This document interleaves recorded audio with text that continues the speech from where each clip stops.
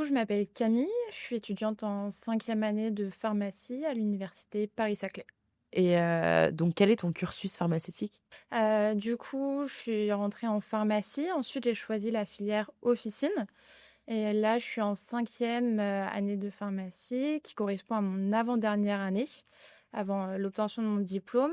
C'est aussi l'année qu'on appelle l'année hospitalo-universitaire. Du coup, je suis à l'hôpital à l'heure actuelle. En parallèle, j'ai commencé la rédaction de ma thèse en vue de l'obtention de mon diplôme. Quel parcours est-ce que tu as eu après le lycée? Alors après le lycée, je suis rentrée en PASS, à Sorbonne, Université.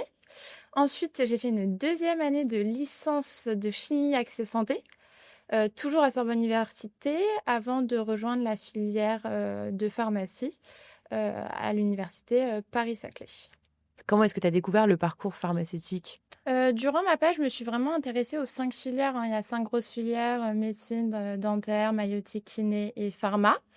Et en fait, au cours de mes recherches, aussi bien sur les réseaux que sur internet, je me suis, tout particulièrement intéressée, du coup, au métier, de pharmacien, aux divers débouchés et du coup, c'est comme ça que j'ai découvert, la pharmacie.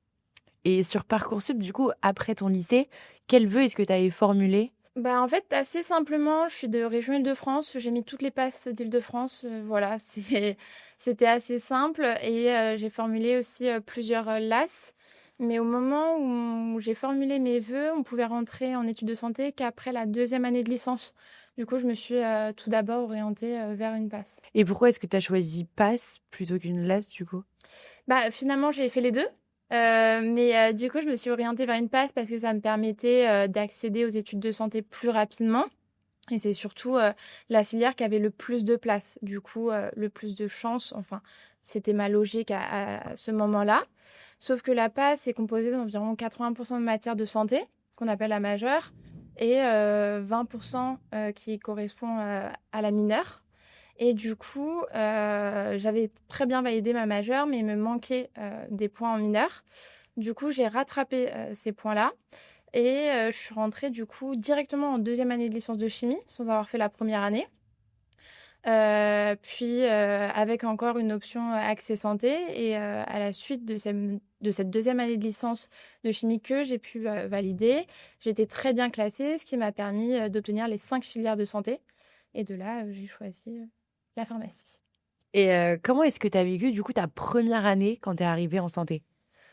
Je dirais plutôt bien, mais au début, c'est quand même compliqué. En fait, il faut apprendre à apprendre.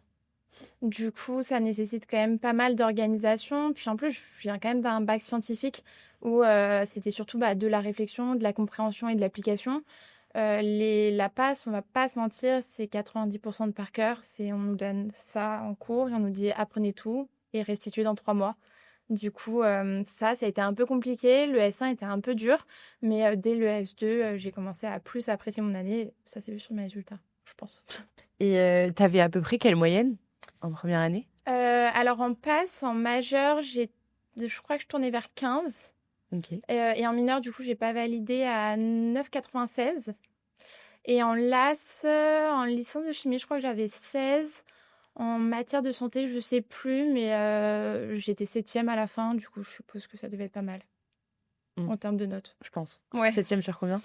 En licence, je sais plus du tout combien on était. Je sais qu'il y avait environ 200 places en tout. Mais je pense qu'en postulant, on devait être entre 500 et 600 à Sorbonne. Ah waouh! Et tu étais 7e sur 500-600? Oui, oui, oui, oui. Mais la deuxième année de licence, enfin, la licence pour moi, c'était, je me suis beaucoup plus épanouie. Il y avait une vie étudiante, c'est pas comme la passe. J'allais à la fac, j'avais des amis. Et en plus, j'avais créé ma méthodo, du coup, en passe et j'ai pu l'appliquer, du coup, en LAS. Mmh. Qu'est-ce qui t'a le plus surprise quand tu es arrivée dans ces études? Dans les études de pharmacie, Ouais. encore une fois, la quantité de travail, en fait. C'est vrai que la pharmacie, on voit ça, enfin, surtout pour les gens qui n'ont pas forcément de pathologie, hein, mais ils voient ça vraiment comme les vendeurs de Doliprane. Sauf qu'en fait, on a une connaissance sur les médicaments. Le médicament, on ne connaît pas juste le nom. Non, je connais le nom du générique, du princeps, la dose, les effets indésirables, les interactions médicamenteuses, la classe pharmacologique, la classe thérapeutique, l'indication. On connaît tellement de choses et en plus, un pharmacien est aussi phytologue. Mycologue, ça veut dire qu'en France, quand vous cueillez des champignons, si vous savez pas si vous pouvez les manger, c'est vers la pharmacie qu'il faut s'orienter. Les plantes, si vous savez pas si vous pouvez les manger, c'est encore vers la pharmacie qu'il faut s'orienter. Enfin, c'est la quantité de choses à apprendre. C'est des listes de médicaments, des listes de plantes, de champignons, de cosmétiques, un nombre incalculable encore, et c'est beaucoup de par cœur. Et avec du recul, est-ce que tu referais le même choix et le même parcours? Je referais exactement le même choix et le même parcours et je ferais aussi la LAS2. C'est-à-dire que la passe m'a appris à apprendre. La licence de chimie m'a permis quand même d'acquérir des connaissances en chimie qui sont quand même essentielles pour les études de pharmacie. Je l'ai vu, hein, j'avais beaucoup plus de facilité que ceux qui sortaient simplement d'une passe. Et puis en plus, j'ai eu une vie étudiante du coup en licence. Du coup, non, je referais exactement le même parcours et je choisirais la même spécialité, du coup, l'officine. Et donc pour revenir un petit peu plus sur, la pharmacie, pourquoi est-ce que tu as choisi la pharmacie et pas une autre filière de santé? En fait, j'ai vraiment fait la balance, pour et contre pour chaque, filière et c'est vrai que la pharmacie me permettait vraiment d'allier vraiment le côté scientifique, aussi le côté clinique si on le souhaite ou non, hein, parce qu'il y a des métiers de la pharmacie où on peut ne pas avoir de patients si on le souhaite pas et en officine, il y a aussi quand même tout l'aspect, entrepreneurial. Du coup, on peut être chef d'entreprise, et autres et du coup tous ces aspects-là, m'ont fait m'orienter, plutôt vers la pharmacie. Et est-ce que tu as fait, des stages ou des rencontres ou est-ce que tu as eu une expérience qui a été décisive pour toi? J'ai pas eu forcément un événement décisif, dans mon parcours, mais j'ai toujours été très bien entourée. J'avais ma pharmacienne de secteur, quand je faisais mes premières années, qui, m'a beaucoup aidée à choisir, vers quelle filière m'orienter et la titulaire de la pharmacie pour laquelle je travaille, depuis quelques années, m'inspire vraiment, dans mon parcours et m'accompagne, tout au long de mon parcours, ce qui m'a aidée à m'orienter, après en officine. Et qu'est-ce qui te plaît le plus du coup dans le métier de pharmacienne d'officine? Ce qui me plaît le plus, c'est que c'est un métier qui est vraiment en constante évolution, hein. Le pharmacien d'il y a 10 ans, c'est pas le pharmacien d'aujourd'hui, et le pharmacien d'aujourd'hui ne sera pas, le pharmacien, de dans 10 ans. On a aussi, bah, quand même le contact avec, le patient et puis on a, plein de casquettes, quoi. Je suis aussi bien professionnelle de santé, on va parler, médicaments, mais je suis aussi, conseillère en phytothérapie, en complément alimentaire, en cosmétologie, on peut aussi avoir la casquette, chef d'entreprise, gestion de marché, c'est vraiment, très divers. Quelles sont pour toi les qualités qui seraient essentielles pour pouvoir devenir pharmacien d'officine? Je pense qu'il faut quand même pas mal de rigueur scientifique, surtout que c'est un apprentissage qui est constant. Voilà, il y a des nouvelles règles, des nouveaux médicaments, des nouvelles recommandations qui sortent tous les jours. Du coup, faut vraiment, vouloir, continuer à apprendre, tout le temps. Il faut aussi, être assez pédagogue au fond parce qu'on est quand même, face aux patients, à divers types de patients. On a tout, hein, de l'enfant, à la personne âgée, du coup, et oui, il faut vouloir vraiment, voir du monde, tout le temps. OK. Bah, maintenant parlons un peu plus du quotidien, en pharmacie. Comment elles s'organisent les études, de pharma jusqu'à la sixième année? Globalement, je dirais qu'on a quand même 2 gros socles. On a les 3 premières années qui comprend, la première année, d'études communes aux études de santé. Ça, c'est plutôt des années où on reste beaucoup sur la théorie et sur les sciences. On va faire, beaucoup de chimie, d'immunologie, d'hématologie. On va comprendre d'abord les sciences, le mécanisme du corps humain avant vraiment d'appliquer en fait, tout ce qui est médicaments et tout ce qui est soins dedans. Du coup, là, c'est vraiment le diplôme de formation générale et ensuite on a les 3 années qui suivent où là vraiment, du coup, c'est le diplôme de formation approfondie en sciences pharmaceutiques et là, on rentre dans le vif du sujet. On va vraiment, dans les différentes, spécialités médicales, pour, chaque spécialité, quel traitement, pour quel type de patient, quels sont les effets indésirables, les interactions médicamenteuses et là, c'est vraiment beaucoup plus spécifique, pharmacie. À quoi est-ce qu'une semaine type ressemble pour toi? Alors en ce moment, c'est particulier parce que du coup, je suis à l'hôpital, mais sinon, globalement, dans les études, on a des semaines, de 25 à 30 heures en moyenne. Le matin, on a 3 heures d'amphi et l'après-midi, on va alterner entre ED, enseignement dirigé, et TP, travaux pratiques. Mais oui, globalement, on fait du 9h30, 17h30, à peu près tous les jours et après quand on rentre, bah, on révise. Et tu es à l'hôpital du coup pour un stage? Là, je suis en stage depuis début février et ce jusqu'à cet été. Ce qu'on appelle l'externat, c'est commun à tous les étudiants en pharmacie, n'importe quelle filière, où du coup on fait 6 mois, d'hôpital, on est externe dans la pharmacie parce que oui, il y a aussi une pharmacie à l'hôpital. Et donc quelle place prennent les stages dans ta formation? Est-ce que du coup tu vas faire beaucoup de stages tout au long de ta formation ou alors l'externat c'est une seule fois ponctuellement? Alors là, l'externat, c'est assez spécifique, c'est vraiment que pendant la 5e année, c'est commune à tous les étudiants en pharmacie et après on fait des stages en officine. Mon parcours n'est pas forcément le parcours des futurs étudiants parce qu'on est en pleine réforme, parce que, le cadre enseignant a vraiment, comme volonté de rendre, nos études beaucoup plus orientées vers la pratique et vers les compétences plus que vers la théorie. Mais sur mon parcours, on avait entre 2 à 4 semaines de stage en pharmacie par an. Et du coup, au début, c'était surtout des stages, oui, d'observation. Puis après, des stages d'application où là, on est, ouais, plus au comptoir. Et comment elle s'est déroulée ta première expérience au comptoir? J'ai eu de la chance d'être dans une pharmacie qui m'a très bien formée. Je pense qu'on a toujours de l'appréhension la première fois qu'on est au comptoir. C'est normal, on a peur de faire une erreur, mais après, si on est dans une bonne pharmacie, normalement, la première fois qu'on est au comptoir, on n'est pas seul. On est encadré pendant très longtemps. Aujourd'hui encore, on me supervise, pour les ordonnances qui sont dites compliquées et il y a toujours un double contrôle qui est effectué, des délivrances de tout le personnel de la pharmacie. Du coup, j'avais une appréhension, mais j'ai réussi à surmonter, Ça s'est la bien chose. passé. Oui. Qu'est-ce que tu apprends, quotidiennement au contact des patients en pharmacie? À être patient aussi, parce qu'on a quand même tout type, de profil, tout type, de pathologie, et on apprend aussi à vraiment écouter.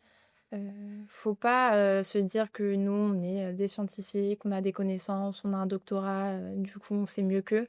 Il y a des patients qui ont des pathologies depuis des années, qui ont des choses à nous apprendre. À l'inverse, il y a des patients qui viennent d'être diagnostiqués, qui, connaissent pas encore bien leur pathologie.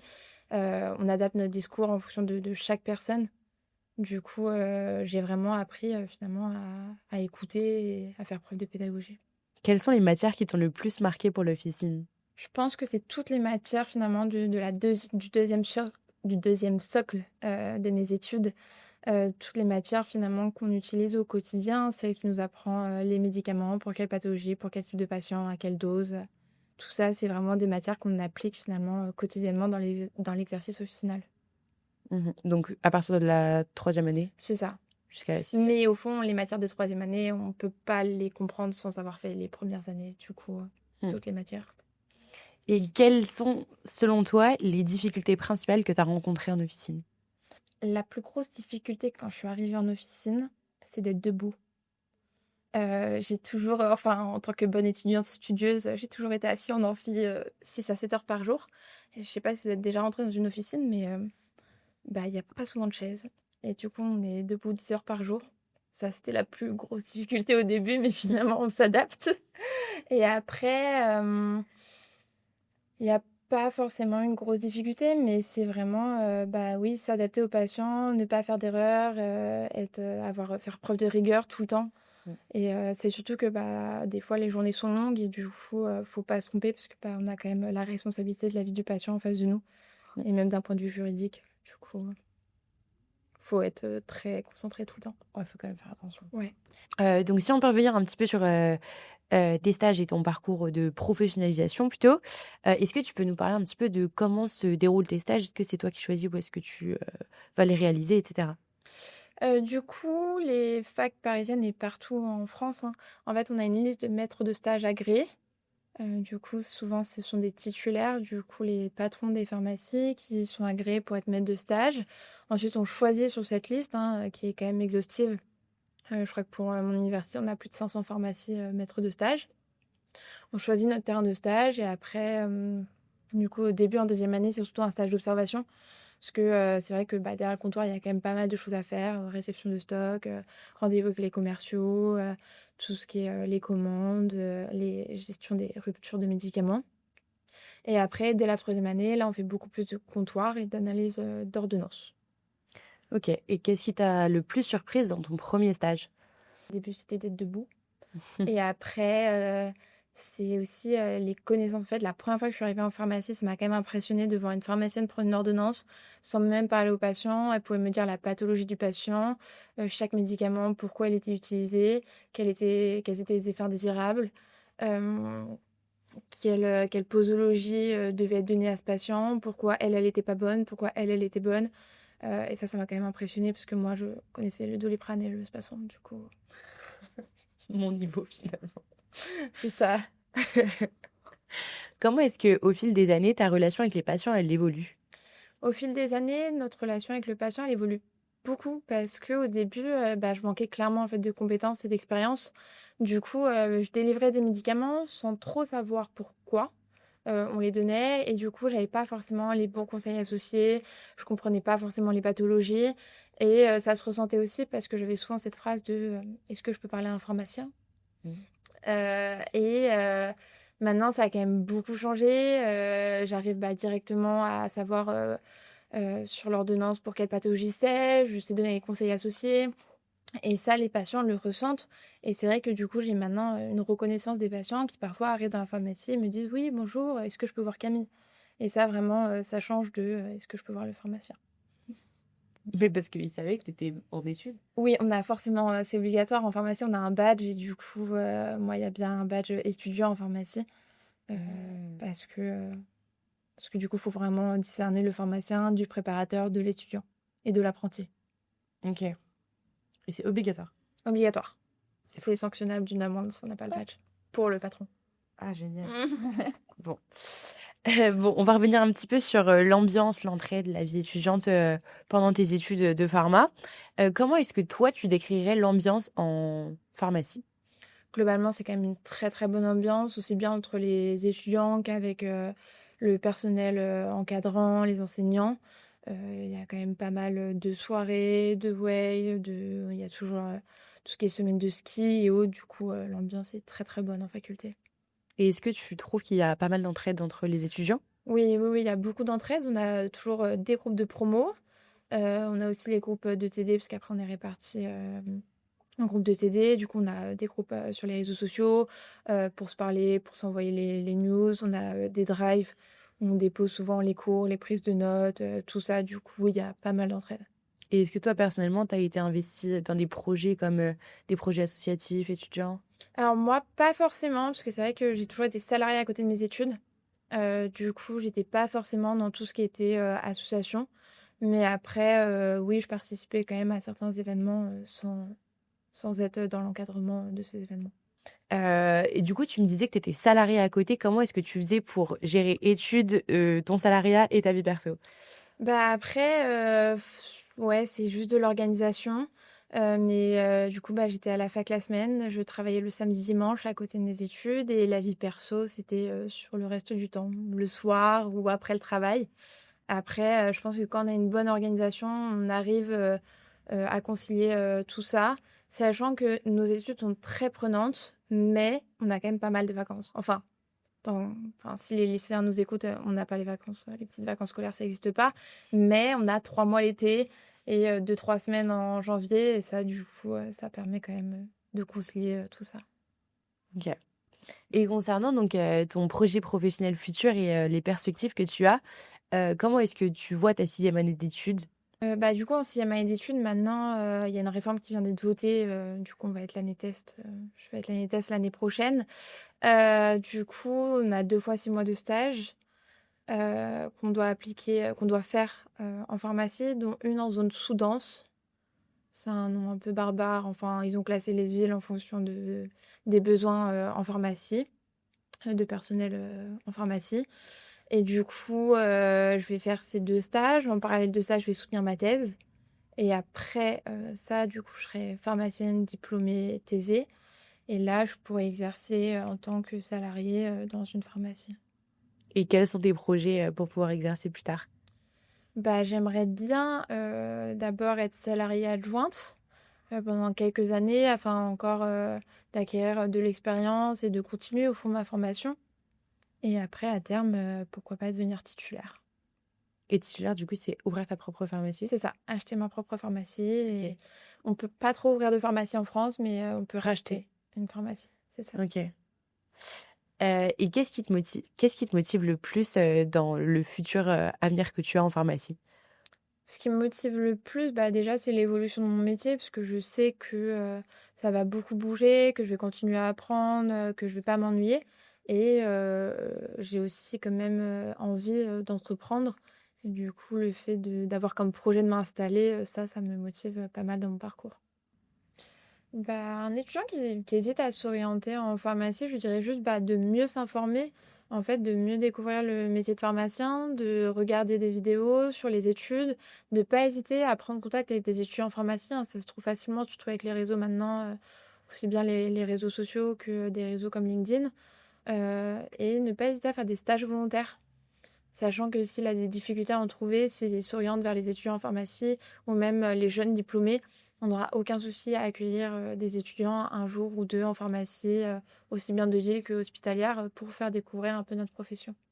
OK. Et si tu devais, maintenant donner un conseil à un étudiant qui est en passe là, et qui doute complètement de son parcours, qu'est-ce que tu lui dirais? Bah, à peu près la même chose. Au fond, il faut qu'il pèse, le pour, le contre. Il y a des métiers qui font parfois plus rêver que d'autres, mais il faut vraiment, voir ce que lui, il aime, ce que lui ou elle aime, faire, ce qui l'intéresse le plus et ce qu'il a vraiment envie d'être en contact direct et rapproché avec les patients. Est-ce qu'il a plutôt envie de garder un côté très scientifique? Est-ce qu'il veut se spécialiser, pas se spécialiser? Puis la durée des études, je pense que ça compte quand même aussi. Mon choix de la filière officine, c'est aussi fait sur le fait que ça a duré que 6 ans. J'ai toujours eu envie de travailler à temps plein, de commencer ma vie, telle que moi je l'imagine et c'est vrai que, certains, parcours, qui durent, 10-15 ans, ça peut parfois être un peu long. Mmh. Et qu'est-ce quel est pour toi, enfin, est-ce qu'il y a un côté un peu caché, quelque chose que tu aurais aimé savoir avant d'arriver, en pharma et que tu savais pas du tout?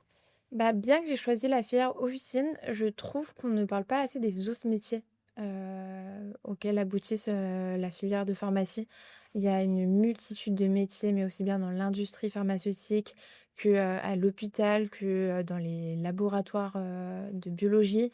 Pharmacien, en fait, ça mène à beaucoup de métiers possibles et même dans l'industrie, hein, on peut travailler sur la galénique, sur des processus de qualité, sur du marketing, et des entreprises qu'on n'imaginerait pas, en fait, embauchent aussi des pharmaciens, hein, dans la cosméto, dans l'agroalimentaire, Mmh. dans plein de métiers. Du coup, pharmacien, ce n'est pas, que la pharmacie de ville. Et il y a beaucoup de personnes qui s'orientent vers d'autres métiers autres que pharmacie. Oui, concrètement, la pharmacie d'officine, c'est à peu près un tiers. Ouais, un OK. tiers des étudiants en pharmacie. Le reste, ils sont soit dans les filières PHBMR, du coup pharmacie hospitalière, biologie médicale, recherche, OK. soit du coup en industrie pharmaceutique, Et où donc là aussi on peut aboutir à la recherche. on attend des labos et cetera? Ouais, c'est hyper varié l'industrie OK. pharmaceutique. C'est hyper varié. Avec le recul que tu as actuellement, après, 5 ans, est-ce que tu aurais fait le même parcours? Oui, ouais, totalement. J'aurais fait le même parcours de A à Z, ma passe, ma LAS de chimie. J'aurais refait pharmacie et j'aurais repris la pharmacie d'officine encore une fois. Est-ce que tu as un dernier message pour celles et ceux qui souhaitent s'orienter en pharmacie d'officine? Bah, la seule chose que je peux leur dire, c'est juste d'y croire, de tenir le coup. C'est des études qui, pour certains, peuvent paraître, assez longues, et assez, prenantes. Ça prend du temps, mais c'est pour un métier qui évolue, heu et voilà. Et du coup, bah, voilà, je vous souhaite, juste, de la réussite, de trouver le parcours qui vous correspond, le mieux et le meilleur, pour la suite.